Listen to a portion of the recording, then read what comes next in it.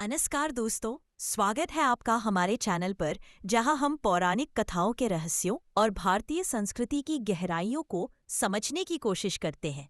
आज का हमारा सवाल है, गणेश जी का वाहन चूहा ही क्यों? आखिर क्यों एक देवता जो विघ्नहर्ता है, बुद्धि और ज्ञान के देवता है, उनका वाहन एक छोटा सा नन्हा सा चूहा क्यों है? ये कोई संयोग नहीं, बल्कि इसके पीछे छुपा है गहरा प्रतीक और कई अद्भुत कहानियां। तो चलिए दोस्तों, शुरू करते हैं आज की ये रोचक और ज्ञानवर्धक यात्रा। भाग 1, गणेश जी और उनका वाहन, प्रतीकात्मकता। होस्ट, सबसे पहले समझते हैं प्रतीकात्मक अर्थ। गणेश जी को हम बुद्धि, विवेक और ज्ञान का प्रतीक मानते हैं। अब सोचिए, चूहा कैसा होता है? छोटा सा होता है, फुर्तीला होता है, अंधेरे में भी रास्ता ढूंढ लेता है, चीजों को चुपचाप कुतरता रहता है और सबसे अहम, वो हर जगह घुस सकता है। अब इस प्रतीक को ज्ञान से जोड़िए। ज्ञान भी वैसा ही होता है, हर बाधा को चुपचाप पार कर लेता है, हर अंधेरे में प्रकाश ढूंढता है और जहां हम नहीं सोच सकते वहां तक पहुंच की बुद्धि का प्रतीक है, जो हर ताले को खोल सकती है, हर बाधा को पार कर सकती है।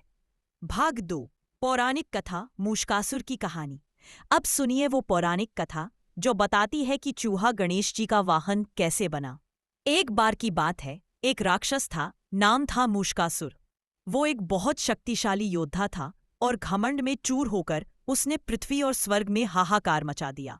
देवता परेशान हो गए और उन्होंने श्री गणेश से सहायता मांगी। गणेश जी ने मूषकासुर का सामना किया। जैसे ही मूषकासुर ने उन पर आक्रमण किया, गणेश जी ने अपना पाश, रस्सी जैसा अस्त्र फेंका और उसे तुरंत अपने वश में कर लिया।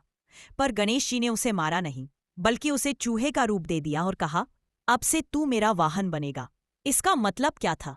गणेश जी ने उसके अहंकार को अपनी सेवा में लगा दिया। ज्ञान का यही तो संदेश है, अहंकार को मारो मत, उसे साधो। जब अहंकार हमारे ज्ञान के नियंत्रण में हो तो वो भी एक साधन बन सकता है। भाग 3, गहराई से प्रतीक, चूहा और मन।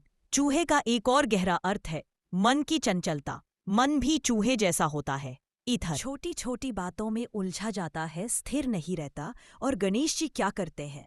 वे उस चंचल मन पर सवारी करते हैं। यानी जो व्यक्ति गणेश तत्व को अपने जीवन में लाता है, वो अपने चंचल मन को नियंत्रित कर सकता है। भाग 4, जीवन में इसका क्या अर्थ है? अब सवाल ये है कि हमें इससे क्या सीख मिलती है। जब तक हम अपने मन पर सवारी नहीं करेंगे, तब तक हम सच्चे ज्ञान को प्राप्त नहीं कर सकते। हमें अपने अहंकार को अपने नियंत्रण में लाना होगा, ना कि उसके गुलाम बनना होगा।